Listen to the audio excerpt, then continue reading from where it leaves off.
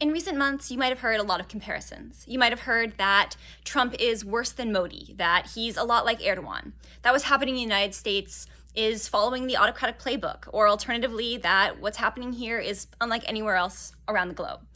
Thomas Carothers and I heard similar comparisons, so we went looking. We examined several other recent or ongoing cases of democratic backsliding, and what we found in some ways wasn't surprising.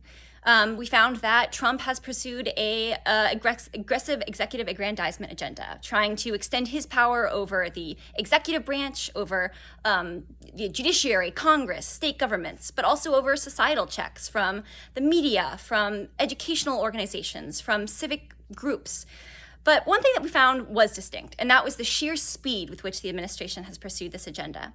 In several democratic backsliding cases, executive leaders come to power and they seem democratic. Perhaps you're like Modi and you wait to amass power in India before you begin to enact repressive measures. Or like Erdogan in Turkey, you actually seem quite democratic and issue several reforms before you begin to crack down on civic space.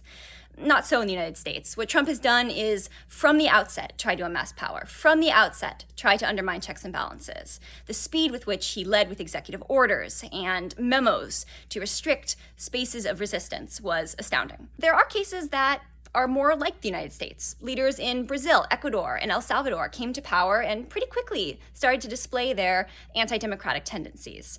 But what's distinctive between the United States in these cases is the multi-level and simultaneous approach that the administration has taken. It's not targeting the judiciary, waiting some time to amass more power, and then maybe coming for the civil service.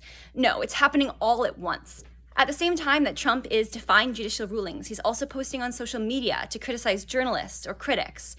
These things are happening all at once, and the sheer breadth of the approach is also distinctive. And finally, the Trump administration has demonstrated a quick willingness to defy democratic norms and constraints that outpaces even some of the most aggressive and fast cases of executive aggrandizement, like in Hungary and Poland. It is the speed and willingness to defy the democratic norms that underpin the US system that make what is happening in the United States stand out.